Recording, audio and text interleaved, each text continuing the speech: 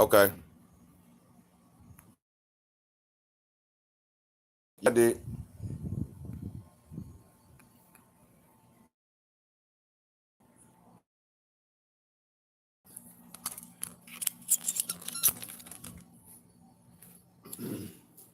Put a minute in there.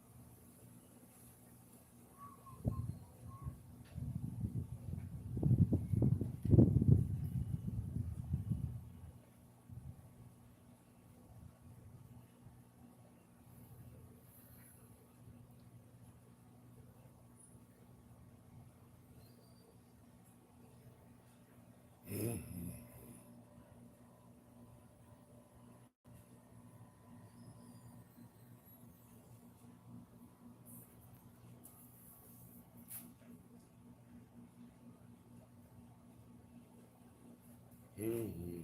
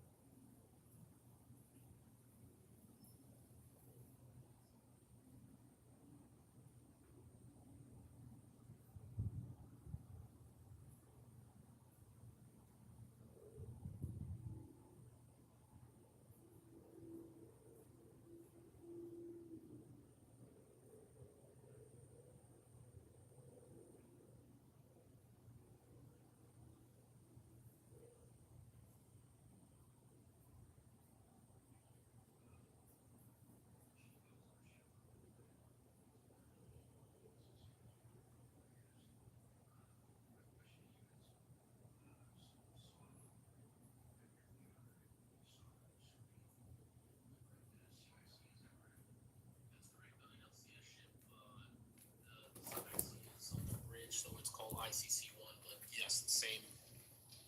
Did a bunch of the other folks in the CIC come and check out what you were looking at?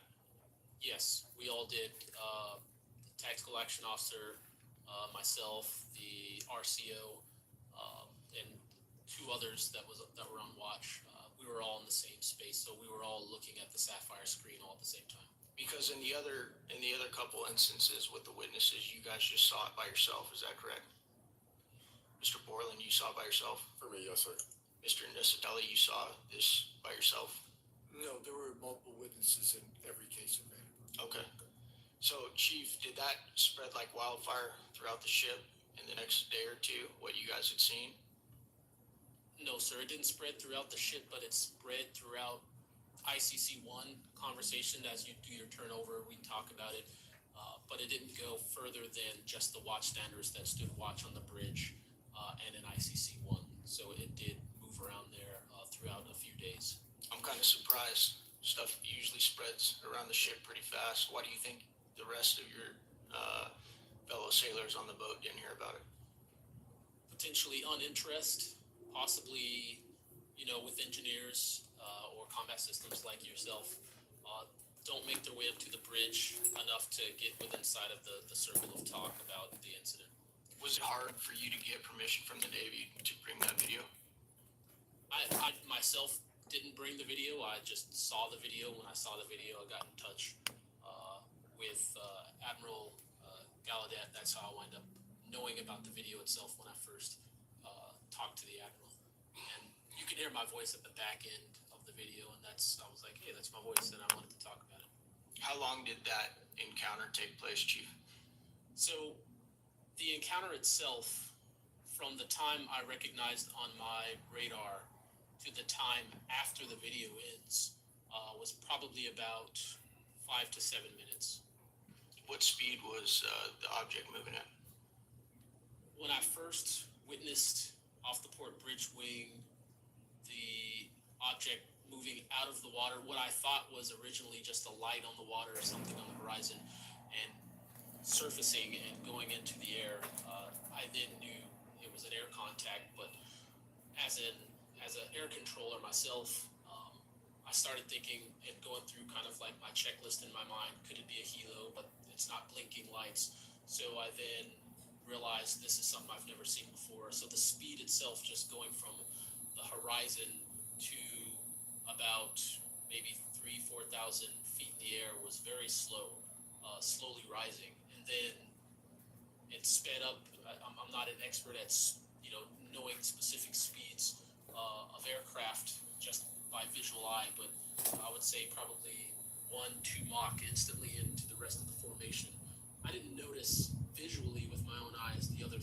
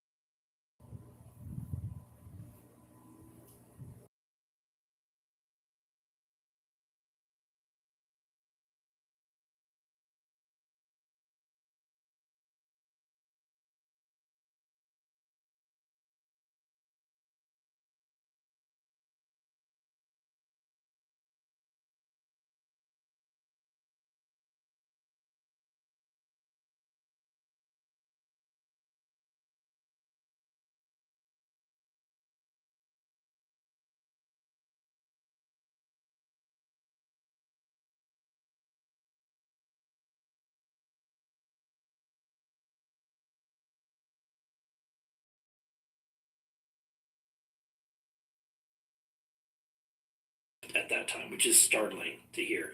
It's also good to know that as we have investigated the JFK files as well, that we're learning that that there was a document that was sent between Russia. There was an agreement between Russia and the United States that if they were to see some unidentified objects over sensitive sites, that they would report it to each other.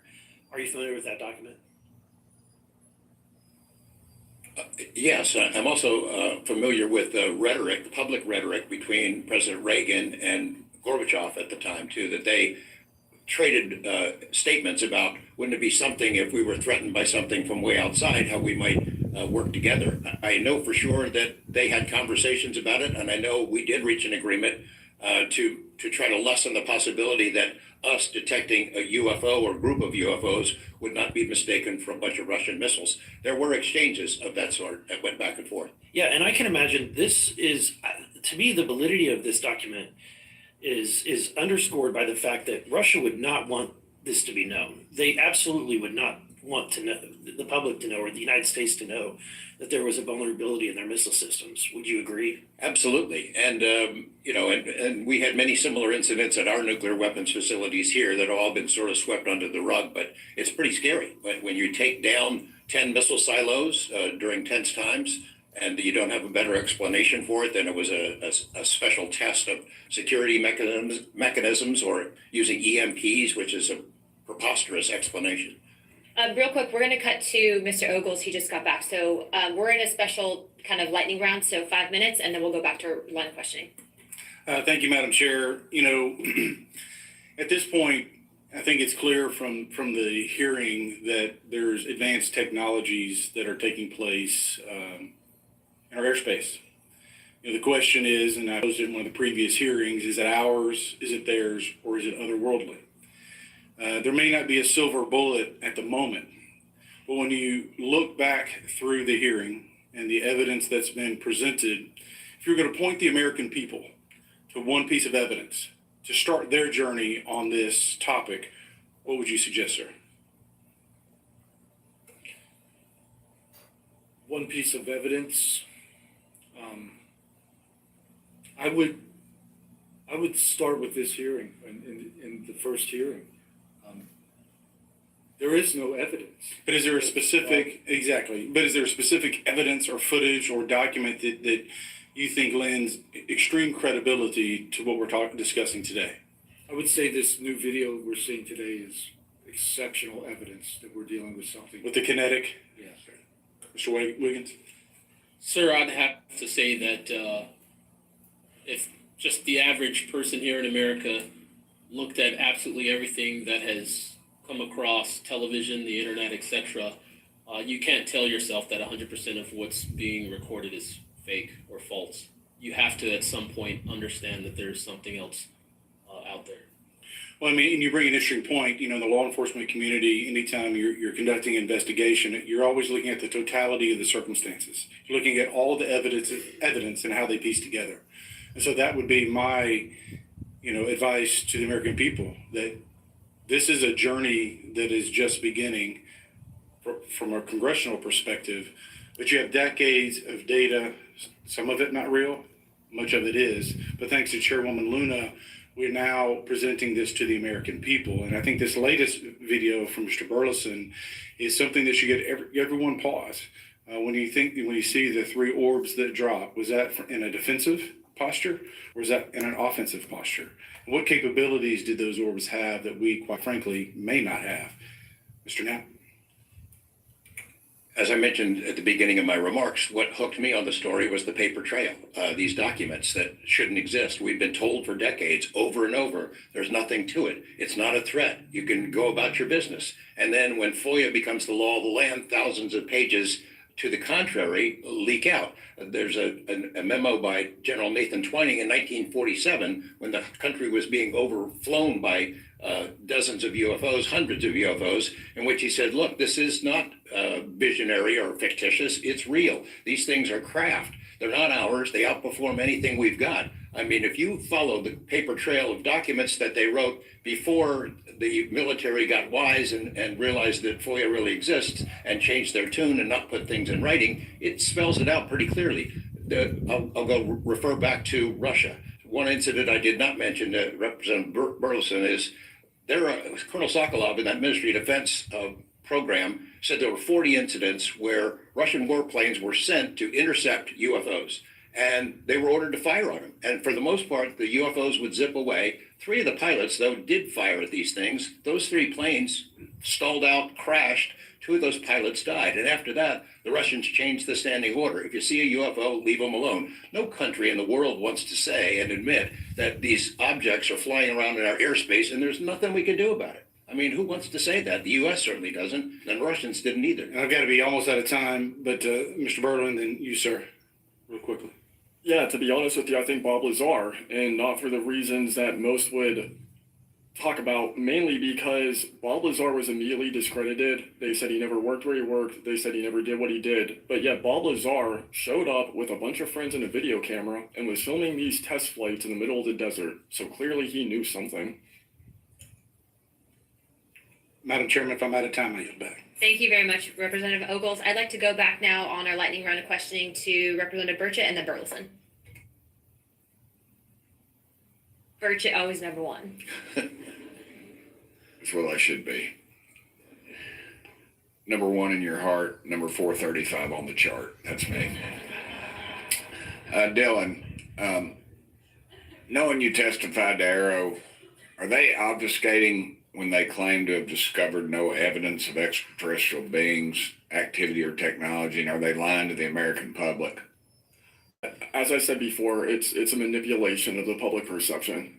The statement, scientific evidence of extraterrestrials, is a true statement. It is not the truth about what is happening and what we have. Any of y'all like to comment on that further? Mr. Knapp, you're edgy. It's splitting hairs. No proof that they're extraterrestrials. What would that proof look like? A piece of kryptonite? What would it be? I mean, we could be talking about different forms of non-human intelligence. I think the dominant paradigm is that they come from outer space somewhere else, and they have some way that they can cross those vast distances that we can't even imagine doing. But that's not necessarily the answer. So asking for proof of extraterrestrials might not be the answer at all. It's splitting hairs.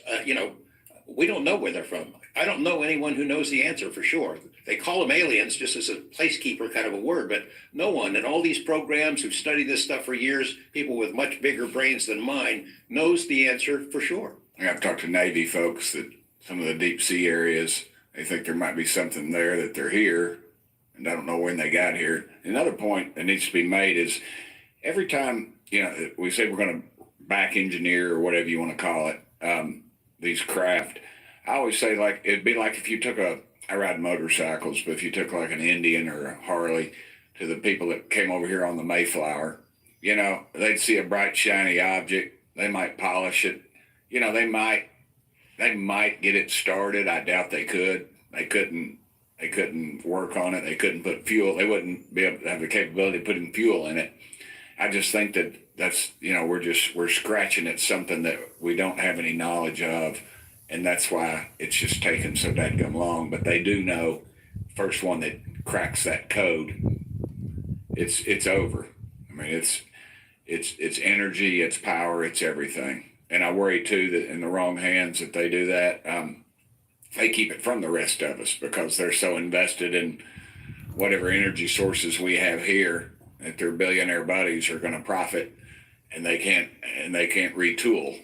Because they know once it's out on the internet, it's over. And so I think there's a lot of things going after it. And I think that's why the move to discredit folks is so rapid too. I think, they point to them and they put the dogs on them. And it disgusts me. There's a price to be paid for that too. The Russians and Chinese are trying to figure this out as well, but they don't have the same kind of stigma. They tell their best scientists and engineers, get in there and work on it. And they've been doing it for a very long time, might have a head start on us. Here, we don't have our best scientists and engineers working on it because they've been told it's nonsense. The stigma is very real for people like that. I agree. Yield back, Chair Lady. Thank you. Now I'd like to recognize Representative Burleson. Mr. Nusatelli, when you heard the testimony of Mr. Knapp talking about these missiles were shut down or turned on in Russia, Does that remind you, when you hear these stories, it's got to remind you of the event that happened on your base? Absolutely. There are many accounts of incursions of this type taking place. I believe in the 60s, we had a similar incursion in New England. And same thing happened. There were these objects coming over the base at low altitude, 200 feet over the base security police, and they were scrambling fighters, and then the objects would just fly off, and that went on for weeks. So the historical record has laid out that there's a pattern. Our installations are visited by these craft. You know, they come in and do whatever they're doing, and then they leave. And we don't know how to respond. We don't know how to protect the installation.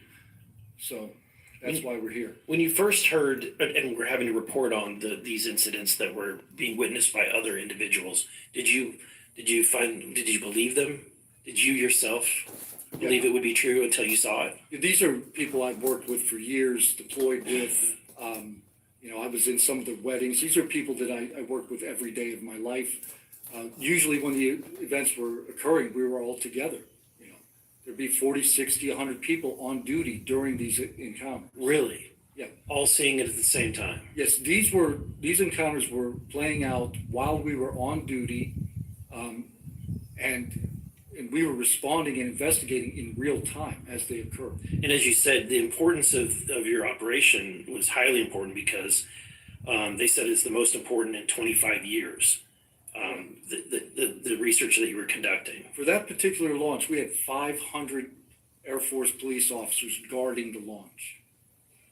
500 people. It was that critical. Wow. But had this thing showed up, we wouldn't have been able to do anything to prevent it showing up. Real quickly, can you just re-describe size and whether or not you heard anything? It was how big wise? The two square objects were at least as large as a football field. The second encounter, they think it was much larger than a football field. We're talking like flying buildings. The object I saw was about 30 feet diameter. And to confirm, you were not the only person that saw this. Correct. I think I was also told that there was also reports of this in a police blotter in the area. Can you confirm that? Yes, that's the documentation that I maintained from the original event and turned into Aero and the FBI. Okay. Do you have any more, Burleson? No, Madam Chair, I just want to reiterate to the American people that if you're frustrated, so are we. We're extremely frustrated. We've been, the 2-3 years. I can only imagine how frustrated Mr. Knapp is or Danny Sheehan is, and the amount of time that you guys have poured into this to try to get answers. I mean, Masson is back there. He's been pouring to try to get answers into this. I hope that you all see that we're committed to this, and we're going to be scrappy about it. We may not have the direct authority, but I can assure you, Representative Luna is about as scrappy as it gets. I wouldn't want to scrap with her.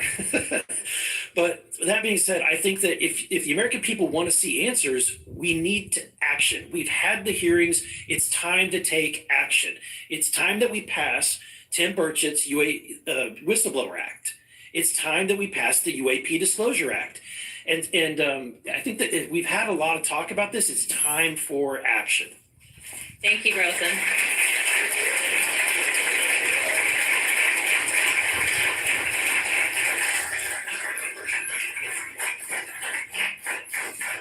I would now like to yield 30 minutes to Representative Crockett. I'll reserve. Thank you. In closing, I want to thank our witnesses once again for their testimony today. I now yield to Ranking Member Crockett for closing remarks. I'll pass. No, I just want to say thank you so much to each and every one of you for being here today, for staying committed to this, and for your courage. I truly believe that courage is contagious. And right now we need more courage than ever, whether it's UAPs or whether we're dealing with any other form of government where people are afraid to come out and speak their truth. The American people are relying on amazing public servants like you to speak up on their behalf, to be the watchdog, and to make sure that we are as safe as possible. And so thank you so much again for conducting a bipartisan hearing on such an important matter. Thank you. I now like to recognize myself for some closing remarks. This is obviously something that doesn't just affect everyone in this room. I can tell you that specifically for where I represent in Pinellas County, Tampa Bay, and Florida as a whole, there's many sightings, many questions, people reporting this, but I'm not the only one. I was also told by Representative Biggs, as well as our great representative from Alaska, that these are not isolated instances, and so it does give us reasoning to provide investigative inquiry into these topics. But also too, I would also like Mr. Spielberger, if you could actually review and see if your organization would endorse the Whistleblower Protection Act that Representative Burchett has. I can tell you that I will be signing on to a letter, as well as I'm sure many other members of this task force, and we hope that the ranking chairwoman or my colleague here, Representative Crockett, as well as our Democrats that were here today, consider also signing on to that, as we do feel that it is time to ensure that our whistleblowers are given adequate protections and that people like Mr. Borland are not facing retribution in the way that they have been. With that being said, with all that and without objection, all members have 5 legislative days within to submit materials and additional written questions for the witnesses, and which will be also forwarded to those witnesses. If there are no further business, without objection, I'd like to now recognize Representative Burchett for a closing remarks. I would just like to thank the ranking member and the chair lady for their courage. This is a tough issue. We all catch hell for it. And it's gratifying that we're here in a bipartisan nature and the way this meeting was conducted. And I want to thank y'all for your courage. Thank y'all. And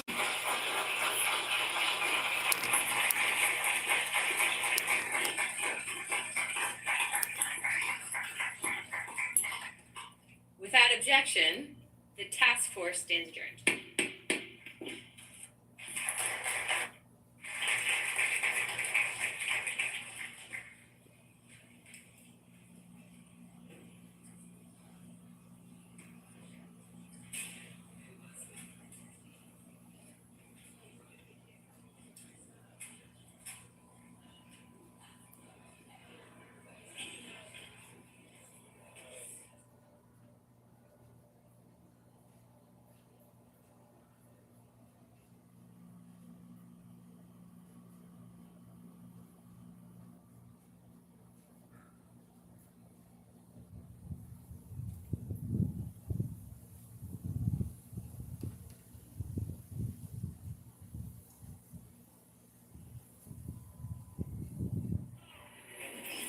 There was a deafening ringing.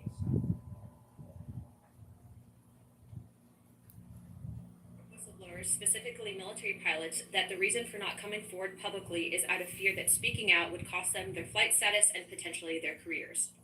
This is unacceptable. We cannot protect our airspaces if our best trained observers are silenced.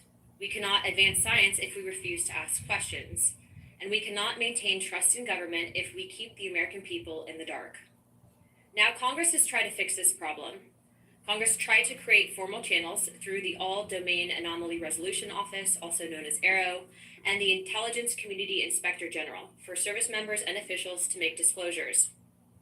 But the reality, the reports come in are often to brush aside, slow-walked, or met with skepticism rather than serious investigation. Recently, the former AARO director, known as Sean Kilpatrick, attacked our witnesses and members on this committee.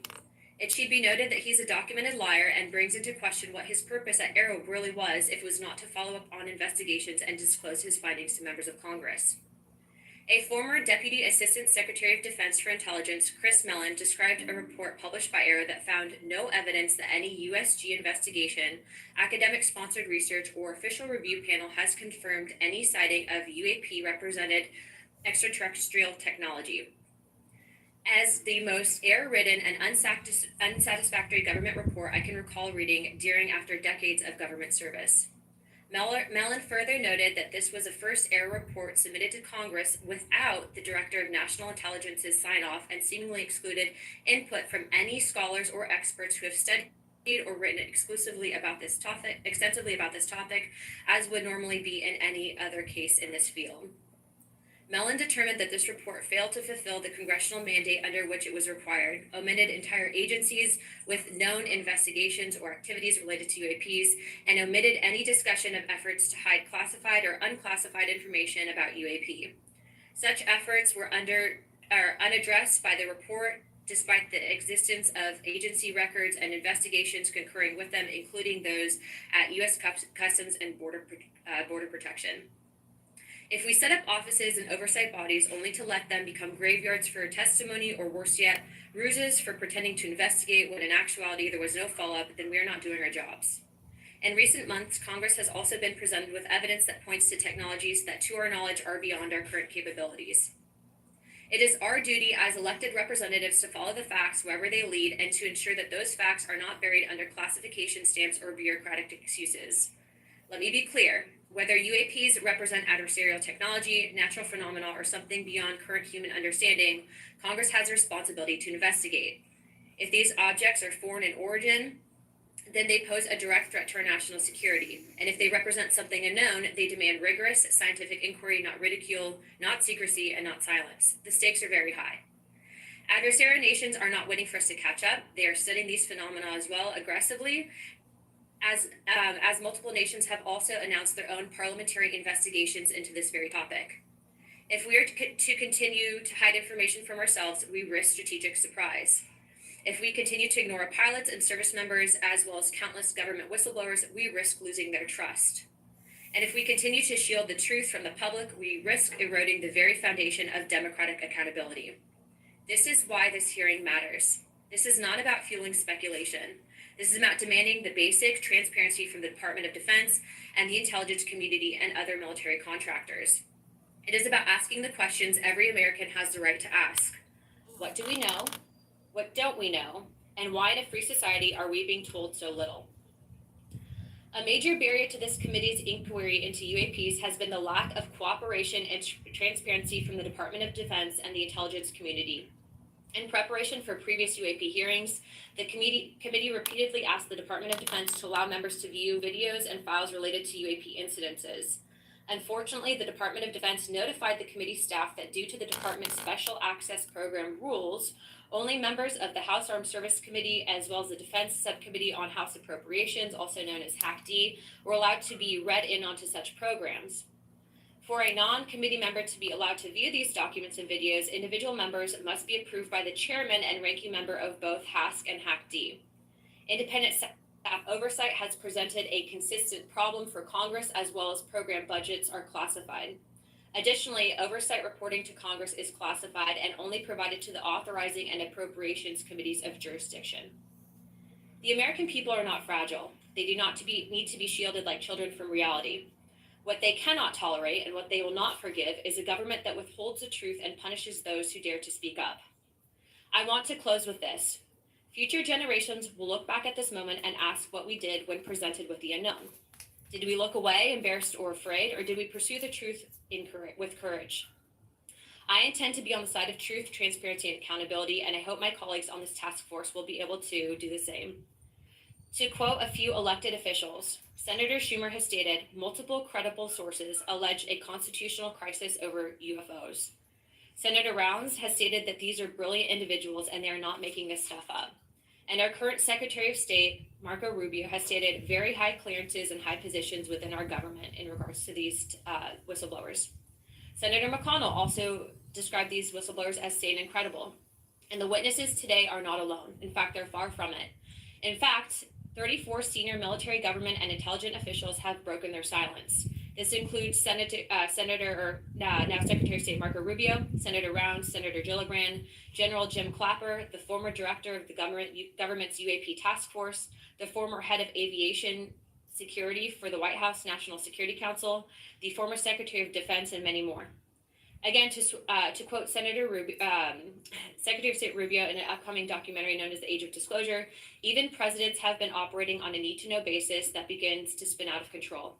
And to quote Senator Gillibrand, who also went public in this documentary, it's not acceptable to have secret parts of this government that no one ever sees. It's time for the fundamental truths of UAP to be revealed to our nation's leaders and the public. It's time for the U.S. government to exercise transparency. And with that, I yield to Ranking Member Crockett for the opening statement. Thank you so much, Madam Chair. At a time of increasing distrust in government, it is important for Congress to take action to restore the government's credibility. Bringing transparency to an issue of great public interest is a step toward doing just that.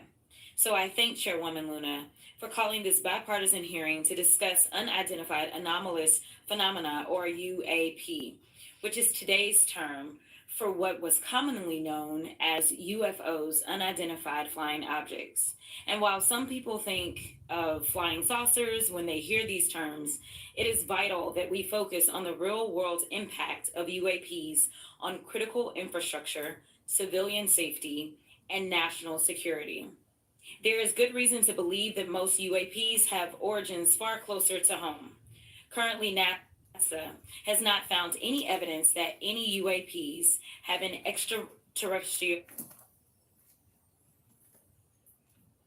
capabilities to gain military advantages, and those efforts are likely explanation for the mysteries that we have observed.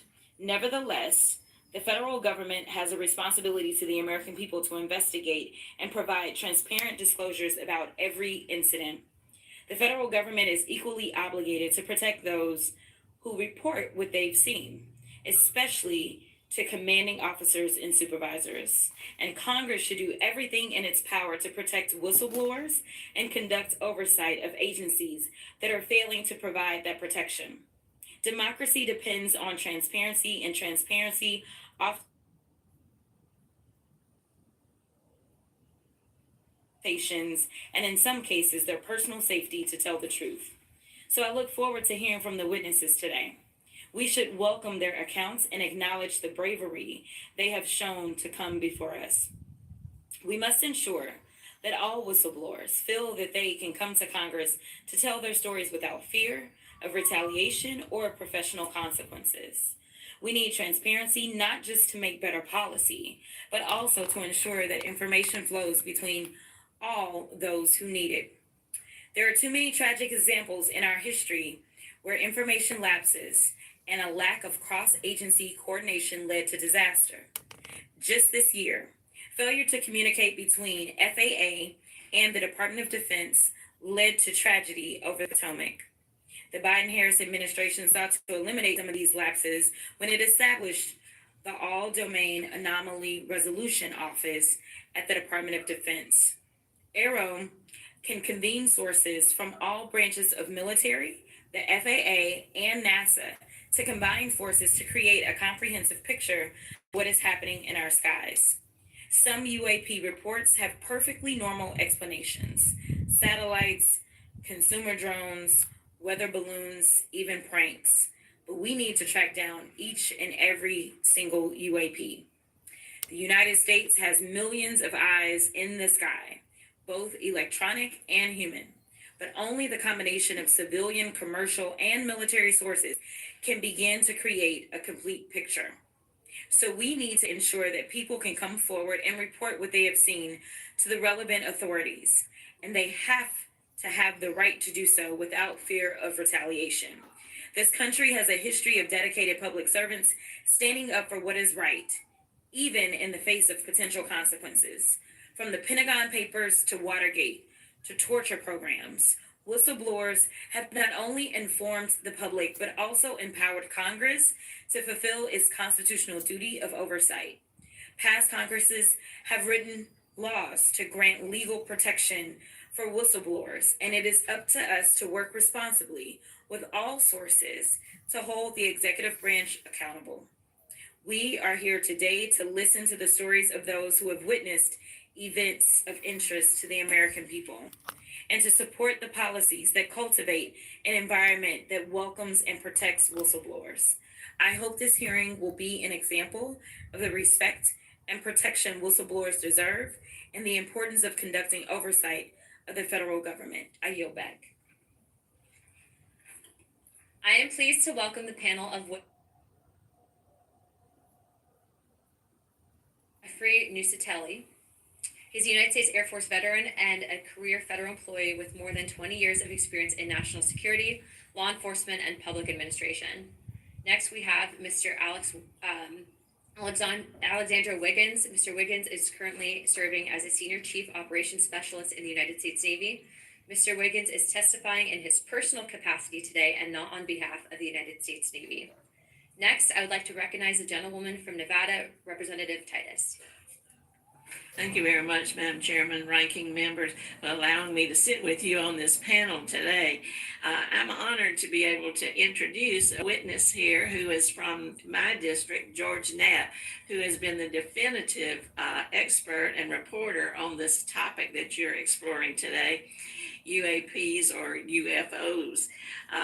George is a longtime friend, I would say that up front, but a very respected journalist and a recognized expert in this field nationally and internationally. Just a little something about George. He came to Las Vegas in 1979 and joined KLS television station as a general assignment reporter in 1981. Since 1995, he's been the chief investigative reporter for that channel. He also hosts a national radio show you can listen to on Coast to Coast AM, which covers many of the paranormal topics that y'all are discussing. Over the years, George has been, as I said, recognized for his work. He's been honored with the Peabody Award, the DuPont Award, the Edward Murrow Award, and 27 different regional Emmys for his investigative reporting.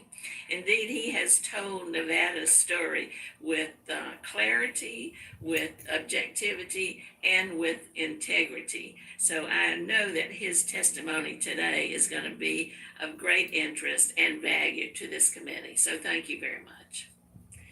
Next, we have Mr. Dylan Borland. Mr. Borland is a United States Air Force veteran and has a long career in federal service. And finally, I'd like to introduce Mr. Joe Spielberger, a senior policy counsel at the Project of Government Oversight. Pursuant to Committee Rule 9G, the witnesses will please stand and raise their right hand.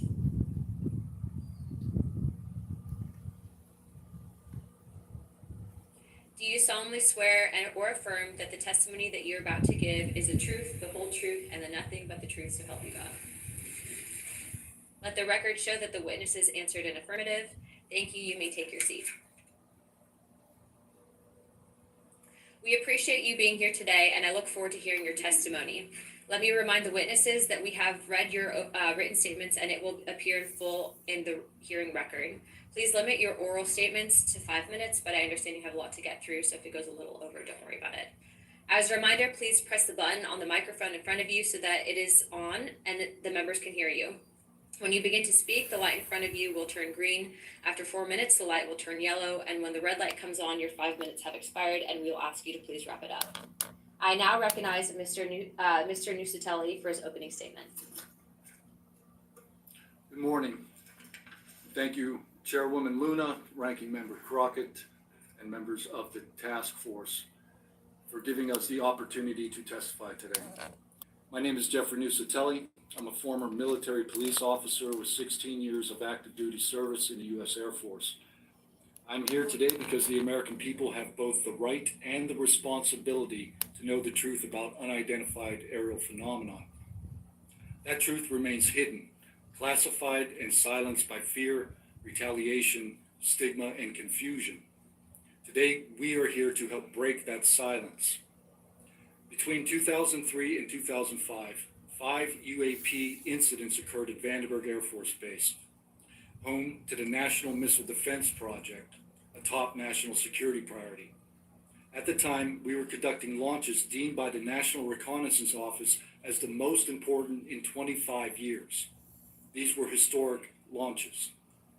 These facilities were vital, and they were repeatedly visited by UAP. Each incident was witnessed by multiple personnel, documented, investigated, and reported up the chain of command. We sent information up, but we got no guidance down on how to handle these events. I personally witnessed one of these events and investigated others as they occurred. 6 other service members have provided me with the information that I will share with you today. The incursions began on October 14th, 2003, when Boeing contractors reported a massive glowing red square silently hovering over 2 missile defense sites. After several minutes, it drifted further east onto the base and vanished over the hills. This event, now known as the Vandenberg Red Square, was referenced by Representative Luna at the first hearing on this topic. Official Air Force records of this event are in possession by Arrow and the FBI. Later that night, while I was on duty, security guards at a critical launch site reported a bright, fast-moving object over the ocean. I responded to the incident. Chaos ensued over the radio as the object approached rapidly. I heard my friends screaming, "It's coming right at us, it's coming right for us, and now it's right here." Moments later, I heard them say that it had shot off and was gone. When I arrived on scene, I talked to 5 shaken witnesses who described a massive triangular craft larger than a football field that hovered silently for about 45 seconds over their entry control point before shooting away at impossible speed. About a week later, another patrol reported a light over the ocean, behaving erratically. Believing it might be an unannounced aircraft, they declared an emergency, and an armed response force responded. Before the forces could arrive, the object descended and either landed or hovered on our flight line, and then took off again at impossible speed. The witnesses to this event were threatened and intimidated afterward. They were told to keep quiet and think about what they were reporting. After that, things did get quiet until about 2005, when another patrol reported a massive triangular craft larger than a C-130 silently floating over the installation. He watched it for a few minutes. It traveled west and disappeared into the night. And then I had my own encounter, again in 2005. I was off duty, sitting in my backyard with 2 other police officers when we noticed what first appeared to be a satellite in orbit, but it wasn't acting like a satellite. The light was strange, it was pulsing, and then it started to maneuver. It dropped in elevation. At times it would vanish from view and reappear in a different location in the sky, and eventually it reappeared 200 feet over my house. It was a 30-foot diameter sphere of light. My friends and I watched it for a moment, and then it gently accelerated and traveled up and disappeared into the stars. These events profoundly changed my life and the lives of my friends. We stand at a pivotal moment in history. The question is no longer whether these events are real, but whether we have the courage to face them. True leadership requires vision, a willingness to confront the unknown with transparency and resolve. I ask the Congress to help we the people enact this vision. There are 3 goals. Fund independent research and treat UAP study with the same seriousness as we would any other scientific field. 2, end secrecy and overclassification. Transparency is the foundation of truth. Without it, witnesses like us are dismissed. 3, protect the witnesses. Many stay silent out of fear for their careers, reputations, and the safety of their families. Protect them, and you will embolden others to join this cause. These phenomena challenge our deepest assumptions about reality, consciousness, and our place in the universe. Exploring them can unlock transformative breakthroughs in technology, biology, and human understanding. Let this be the moment when America chooses courage over fear, transparency over secrecy, and progress over stagnation. Let's show the world that our nation leads not only through strength, but through fearless pursuit of the truth. Thank you. Thank you, Mr. Nusatelli.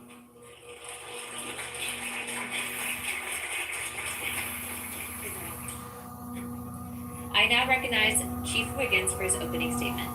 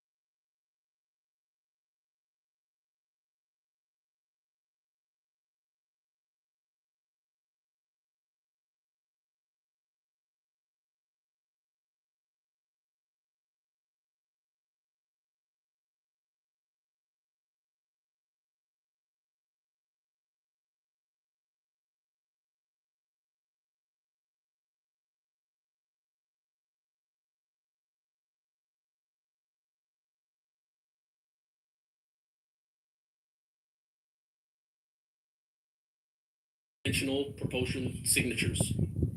No exhaust plume, no control surface articulation on the Sapphire image system. Shortly after the synchronized departure, radar tracks dropped. These observations were multi-sensor and recorded inside of ICC-1 with time location overlay visible in our source frames that have been made public by journalists.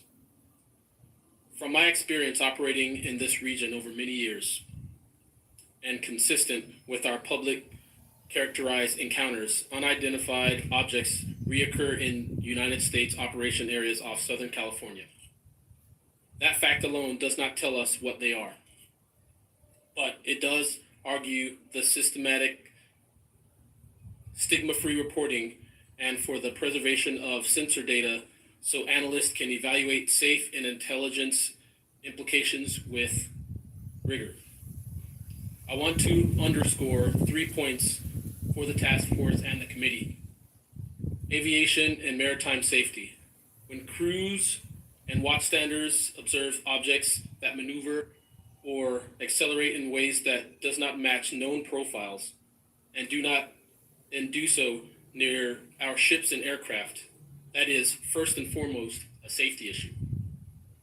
Standardized checklists and training should ensure we capture the best possible sensor data in real time, including IR settings, slant range estimates, and bearing and range altitude snapshots, and immediate chain of custody for any recordings. Reporting without stigma, protection without retribution. Sailors need to know that reporting UAP encounters will not harm their careers. Congress can help by reinforcing witness protection and by directing the relevant office to maintain confidential, destigmatized channels for service members who step forward with data. Declassification and transparency where possible. The task force declassification mission is directly relevant here, where operational security permits releasing metadata preserved sensor excerpts or at least technical summaries would improve public trust and accelerate outside scientific scrutiny. That includes, when feasible, the time geo-reference IR frames and radar parameters needed for independent analysis. To be clear, I am not here to make claims beyond my lane. I am here to provide a first-hand account of what I saw, what our systems recorded, and why it matters for safety, for intelligence, and public confidence. My request to you is practical. Help us capture, protect, fairly evaluate the evidence, and provide a safe pathway for those in uniform to report it. In closing, I want to thank the committee and the task force for holding this hearing and for placing this discussion in a forum where evidence can be examined carefully and openly. I appreciate your attention and stand ready to answer your questions. Thank you. Thank you, Chief.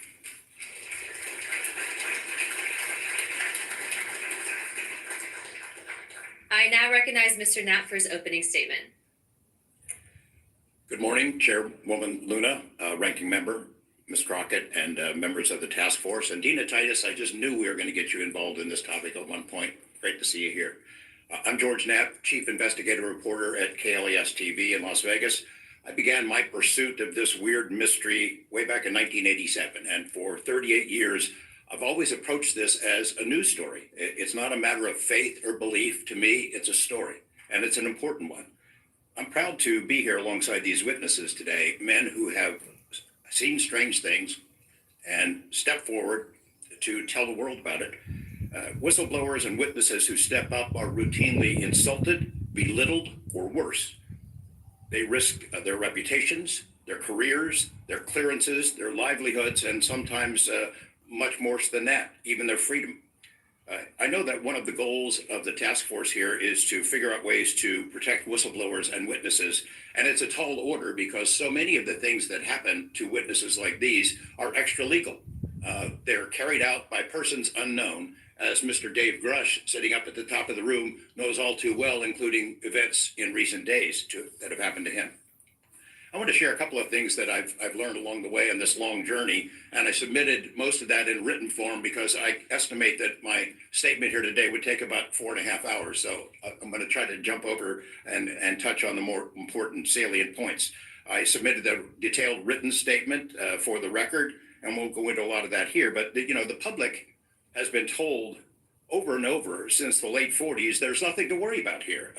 These mysterious craft seen by millions of people in the skies, in the oceans, over the land are not real. They're not a threat. The witnesses are wrong. They're crackpots. Don't believe it. That changed for me. What got me hooked is the paper trail. Documents that were squeezed out of the U.S. government after the FOIA, Freedom of Information Act, became the law of the land. And those documents paint a much different picture than what the public, the press, and Congress have been told over many years. The documents from military and intelligence personnel behind closed doors admit that, quote, these things are real. They're not fictitious. They can fly in formation. They're evasive, and they outperform any aircraft known to exist, including ours. The public, of course, as I said, has been told something much different. Back in 1989, I reported. No, I can't remember. I don't think I have.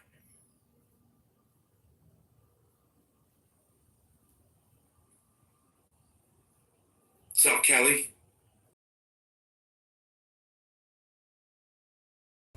Say my name, say my name.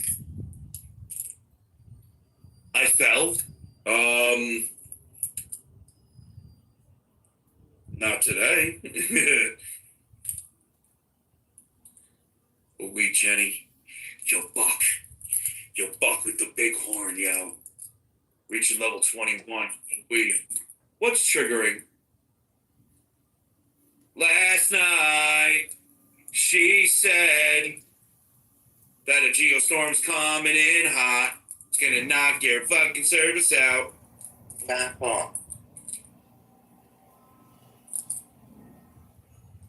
Oh, I'm okay. Yeah, I'm good. Oh, they probably saw it because it was the year to the day that I got knocked out my ass. Yo, Buck. Buck with the cute-ass teddy bear getting lost in that music. Yo, Kelly should play it for real. Oh, we Buck. Yeah, no, I posted a video from when I got knocked on my ass in the cemetery. My hernia is not hurting anymore, so hopefully I don't have to go rescue any fucking cats while I'm apple out of my mind, while I'm happily. Yo, Dana, wait. Yeah, that happened last year. Traveling.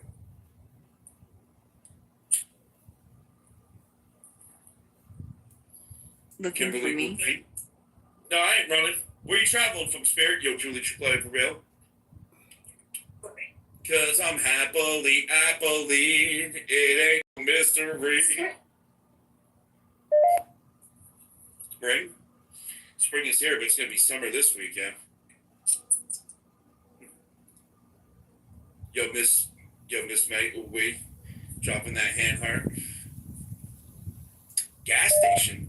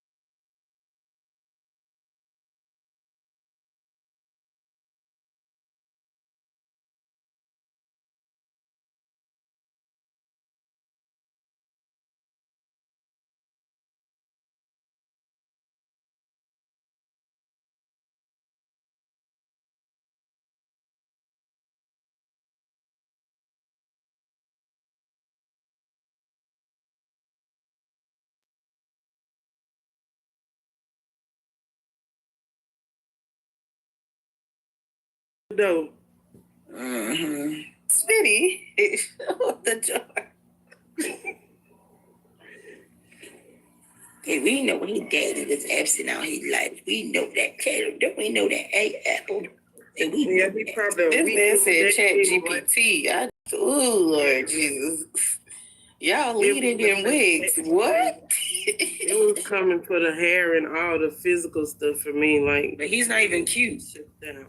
At all. Beard, no cadet, head, ball. All right, let's not God. disparage anyone. Let's fall back All off right, of that. Oh, OG, please. We don't want to Just hear it. asking everybody. We don't want to hear. He came up here insulting. Yeah, he did that first. Exactly. OGC, that, there you go. Take your cape off. I Take your cape understand off. that, but we don't need Take your to cape off. convalesce together as women and begin to chat. Came in hot. OG, we don't say nothing to you when you do it. Go ahead. Take your cape off. Take it off. Oh, you're stepping over here. You talk about fake hair and stuff, and I'm pretty sure that woman he got that big wig got fake hair and all.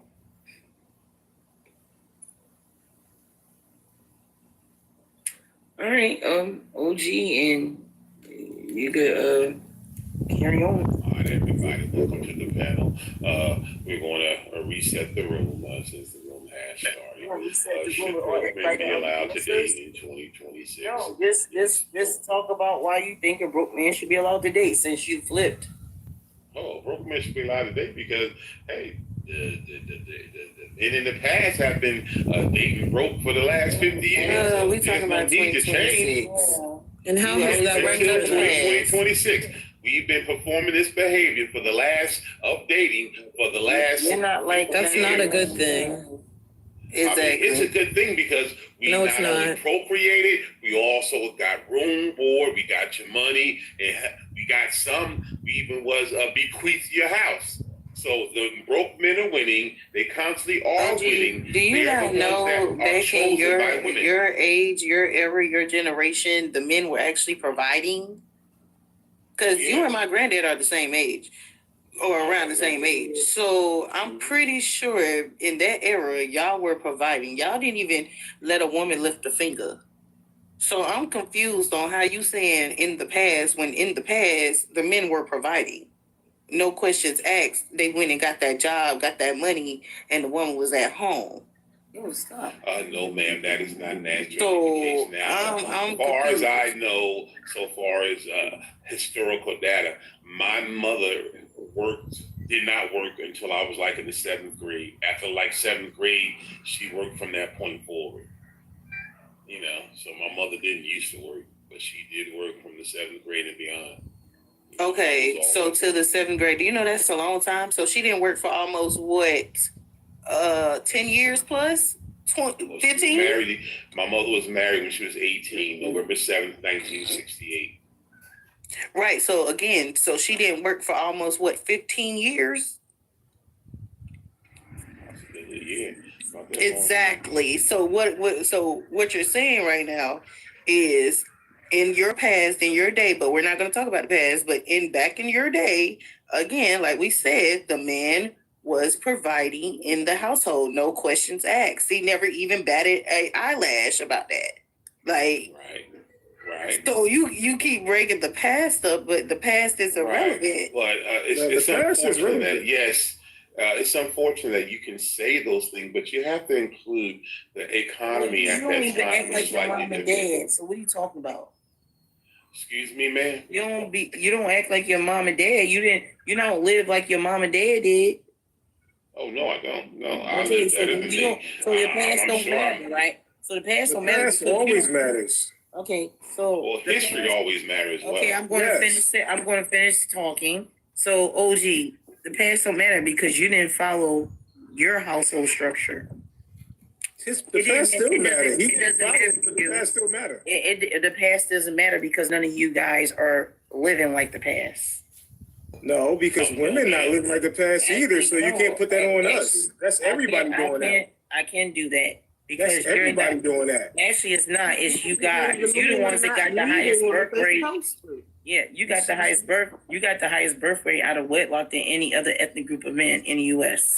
So you guys aren't So living you're like your mad babies. because What I'm mad at? like You know us you're mad and- about the facts. I don't need to be mad over facts. I'm not mad about any Then facts. why would What you I'm gonna assume say that is I'm mad? this. Okay, What so I'ma why say you is- come? First of all, you wasn't talked to yet. You came in Oh, barging. I gotta wait till I'm talked to? Yes, you do. Yes, If I have a normally can't response to come make, in. I can respond. in my You're making mind- controlling. Why are you controlling like that? Brother Dino, the You got- policy I don't is like that when emotional dudes. I do not talk to emotional the dudes. policy is, Emotional Brother dudes are Dino, not allowed in my live stream. When you that emotional, you just coming in, barging in, when no one was talking to you and you just came in talking, you're supposed to be giving a disclaimer before you even start talking. But, and I don't talk to emotional dudes. I will get rid of you real quick. And I don't talk to emotional dudes. I will get rid of you real quick. the address, let you know the disclaimer. The disclaimer is that please follow the TikTok guidelines within this particular TikTok live. If not, you will either be removed from the panel or banned from the room.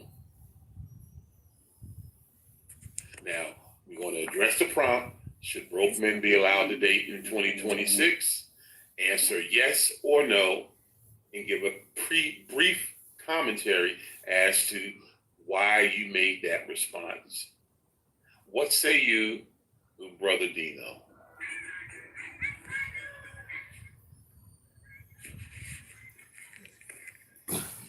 It is okay to come off the mic, Brother Dino, and address the prompt. Should broke men be allowed to date in 2026? Okay, I think I'm allowed to date in 2026 because I have experience of being broke and having money. And I think personally that women that say broke men shouldn't date are shooting themselves in the foot. Oops, I guess you fucked up. You fucked up right there. No, Don't follow TikTok when you got Oh, that got everywhere. It's kind of bad in here. No, I You can were tell removed you from the- broke as fuck. Dark and broke at that. Dark and You were broke. removed from the panel based on the fact that you should have. Yeah, you know, like wives.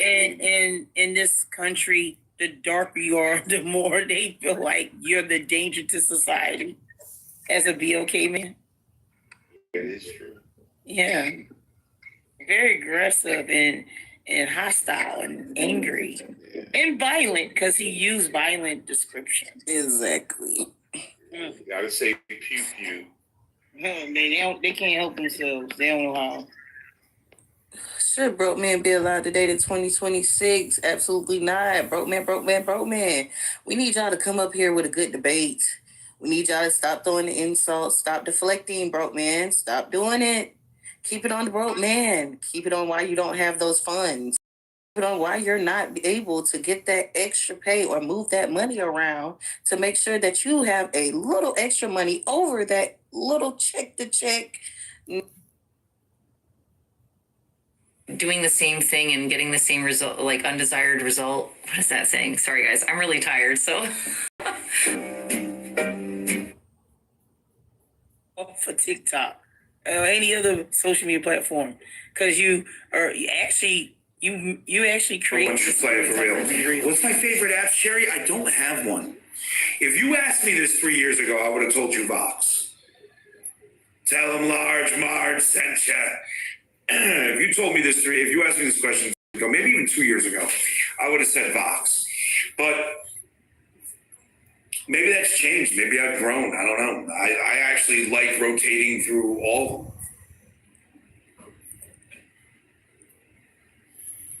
Spirits can read the chat.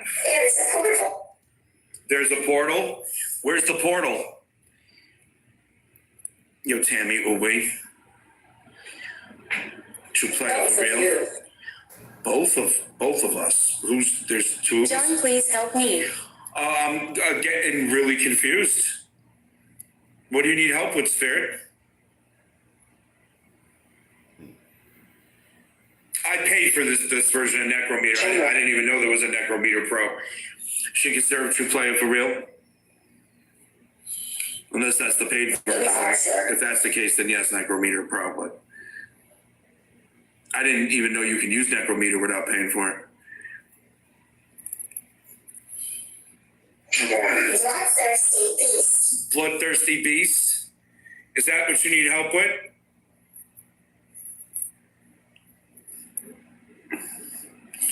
Your Tabby Tunes to play for real we.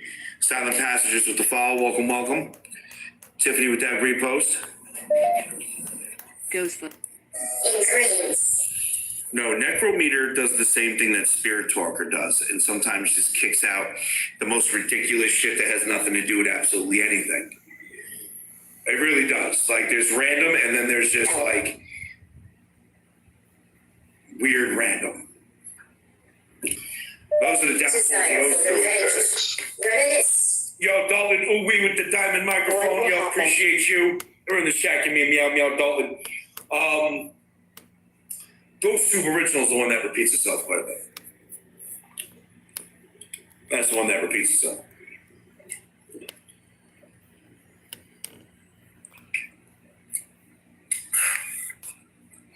Repeat your player for real. Wait. Yeah, the cats might be a little crazy tonight because we're on the ass end of that magnetic storm. Yo, Marianne should play it for real. So it's not that strong, so I don't think it'd be like strong enough to mess with the stream like last night. Hello, Spirit. Back. I am back. Yo, dog should play it for real. I like necrophonic too. Yep. Tradition.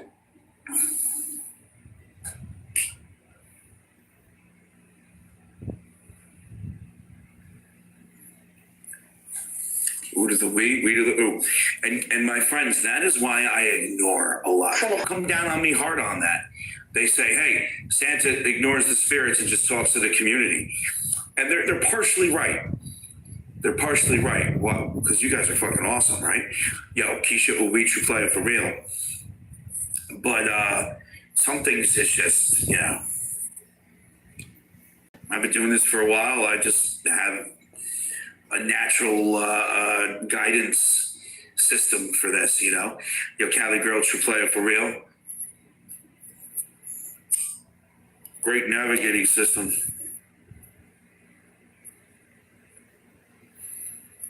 Yeah.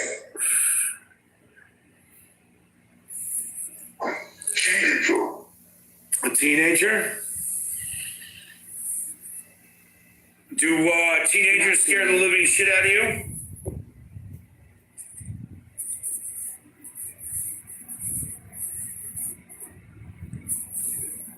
Still in position. No, I haven't been on long. I've only been on for 42 minutes. Oh, it just said mirrors are portals, which a lot of people talk about. Coordinates. Coordinates? To where? Yo, Beckett should play it for real. Oh, you like that reference? Yeah, yeah, yeah. 1930.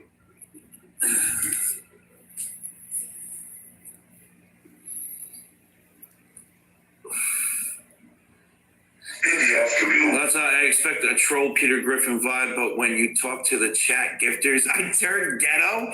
Well, shit, man, it's a product of my environment, homie. You know, it's product of my fucking environment.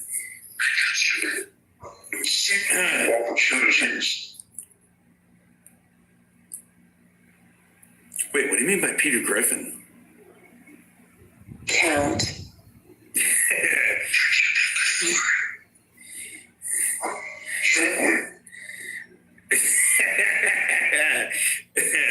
Have I been before? Yes, spirits, we've all been before.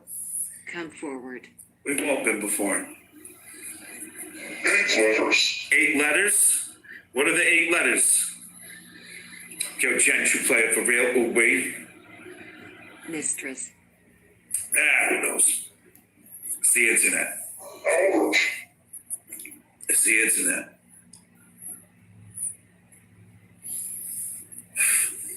Albert. Hello, Albert. A kangaroo. Watch. Yeah, Hernandez. What are kangaroos? Because that's been coming up in the chat quite a bit lately. And I feel like something happened that my brain didn't retain, which is very much a possibility. Oh, what I look like? You imagine I turn this around and I look like Peter Griffin? No. Well, that's right. We got goals, yo. 30% by 1 o'clock. We're at 43%. How are you? Let me show you. Not likely. Do any interactions scare me? No. No. Teased. Spirit. Don't start. What? It'll get moist up in here real quick. You start fucking teasing. Young Satan will come out. 37. Holy water. Yo, Diane. Pops. Yeah. Holy water. Holy moistness. Yo, Becca Uwe with the freestyle. Or Frumpy. Whatever I use. So for this session, we're using Ghost Tube Original and Necrometer. What's the plan tonight? Well, if we hit 30% by 1 o'clock, we're going to run an experiment. Can you see? And then after that, whether we hit it or not, we'll have one at 2 o'clock, and that'll be the spirit board. Yeah, everyone in this chat can meet Uwe Becca, yeah. Hunger. A loved one. 30% of what? It's the percentage. It has to do with the gifts.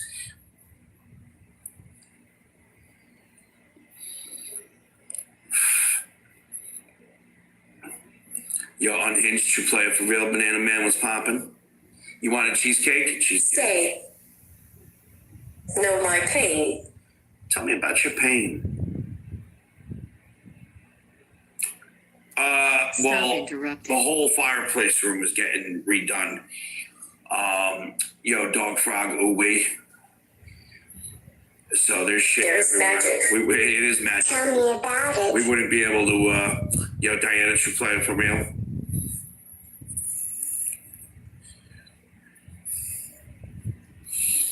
So the fireplace room is filled with scrap, right? And usually it's organized, but they're going to have to redo the elevator soon. And they're going to need what the fuck was that? Dude? Is that my eyes tripping, or did something just go in front of the goddamn stream?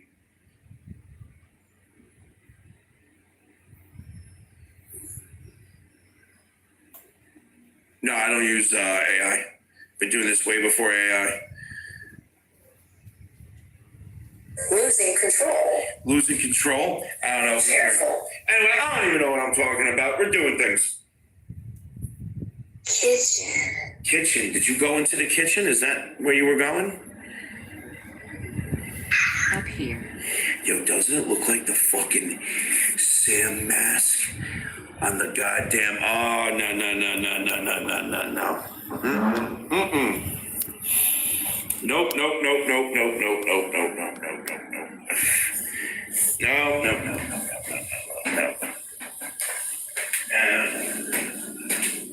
Waitress.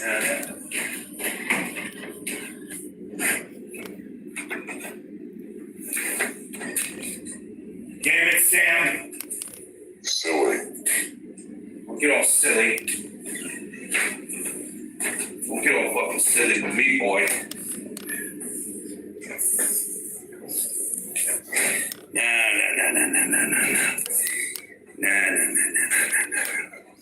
We don't do that sort of stuff. Nope, sorry. Run. So I can actually, it came back for me. I can see it. We're at 41%. Possessed. We need, I want to say 10K coins because it says we need 21.4 to gain a fragment and get to the top 20%.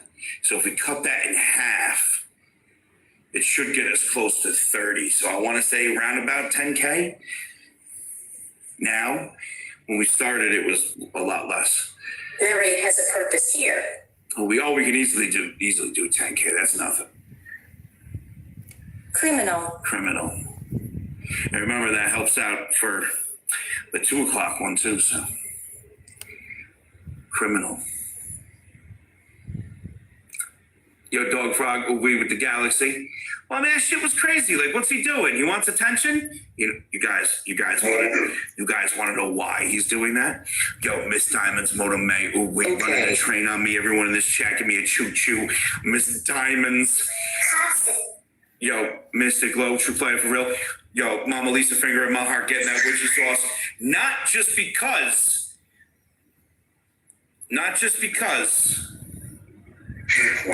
Sam likes attention and all that shit. Sam, let's see if you guys can spot Sam, where Sam is right now. Yo, Kyle, true player for real. Sam doesn't like getting disrespected. He's more of a... Mirrors are portals. Mirrors are portals? Well, there's a mirror right by Sam on the floor. Can you see him?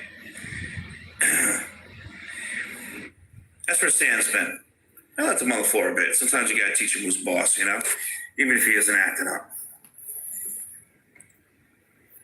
So, he doesn't like to be, remember, this is the same entity that asked for an altar and a mirror. Not married with the follow, welcome, welcome. Yeah, he's floor. Every now and then I gotta remind him of such things. Tonight he's floor art. When am I gonna go walking outside? We're not walking outside tonight, John. We're in the breakfast state tonight. It's the field sometimes gets windy because I'm high elevation. I was actually going to do this in the field tonight too, but it's way too much wind out there. You know, you're following me, Spirit? Well, wait.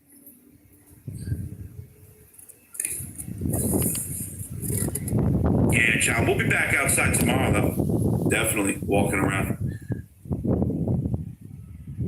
Yo, what up, Cat? That's why we saw Sam's face. Yo, M true player for real. WTF true player for real. How am I doing? What? How am I doing, Tina? I'm doing good. Yo, Shannon true player for real. How are you doing? Oh wait. New mirror. New mirror. I do have a new mirror. That's what the experiment is. Spirit. Oh shit. Yo, Peggy, true player for real. The experiment might have started and I didn't even bring it out yet. Yo, B, true player for real. Oh wait. What's up, Sarah? Oh wait, guys. Museum. What's Sam? It's a dimensional entity of non-human origin.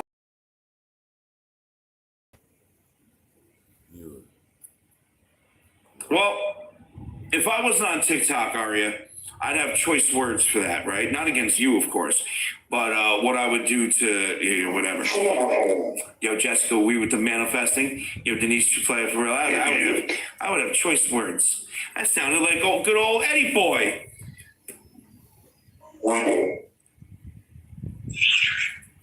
That sounded like good old Eddie boy. Who did the way? Where's he at? Where you at, Edward? Oh, they just said my name a bunch of fucking times, yeah. Why, Spirit? I hate when they do that. For dark knowledge. Full disclosure, when they say my name fast like that, I hate that. Yo, Peggy with the confetti, it gets under my, I don't like it. I don't like it. It puts me in a mood. They're putting me in a mood. The spirits are doing it. Your mama wrote you play for real. The spirits. Yeah, I'm counting spirits, all right. I'm counting them, all right, sure. They're pissing me off is what they're doing. Nah, Shaba. We're done with Shaba. B. I retired it. I retired things. Shaba was the law. No, I'm not going to break the new mirror. Dude, I'm not going to break the new mirror. That's what we're using for our fucking experiments tonight. And they keep bringing it up. Well, hopefully if we hit the, no, you better not. You better. When? Well, wait. I had an experiment I wanted to run. I don't remember, you little bitch. You think I don't remember? I don't remember. Oh, I don't remember.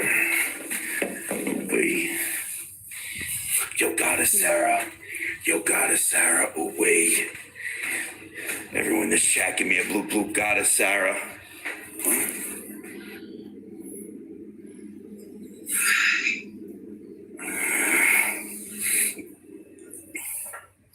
The dead are here. The dead are here? That I know. That I know. Yes, they are. Your DD true player for real? Undoubtedly. Console. Console? Console? Like console? Your goddess, Sarah, will we?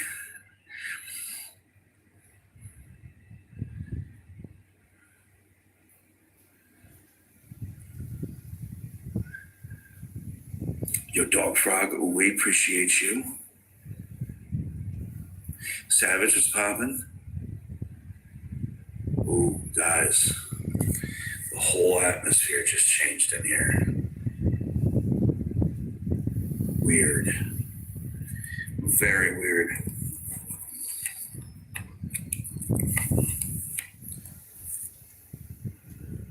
Very weird. Oh, wait. Oh, yeah? I can't stand folding laundry. Yo, dog frog, away.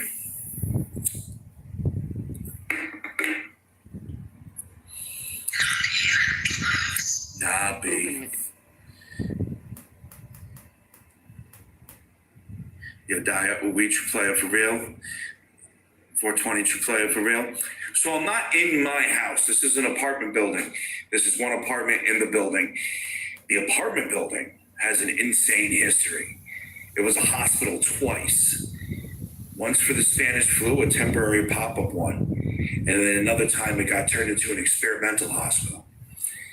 It was also a high-end apartment building at one point. It was a Victorian mansion in the 1800s for a very wealthy, powerful, and evil man. And then before that was an outpost where it has a lot of native history as well tied in. It's got quite the history. Oh, I know what kind of experiments. I actually know people's family who swear that their parents and their grandparents got operations, experimental operations done here. Oh, it's a Liam ghost. Oh, shit.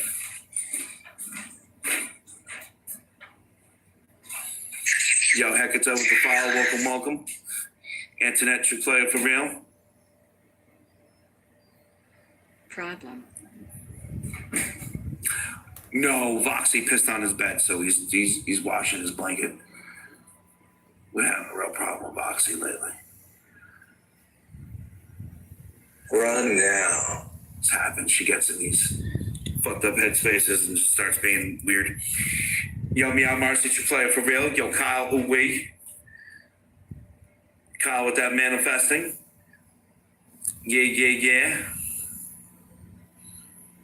Appreciate you, Kyle. Can you repeat? No. Yes, it is. She got my bag, yo, Megan. Yo, you have an excellent evening. She got my equipment bag. Well, like,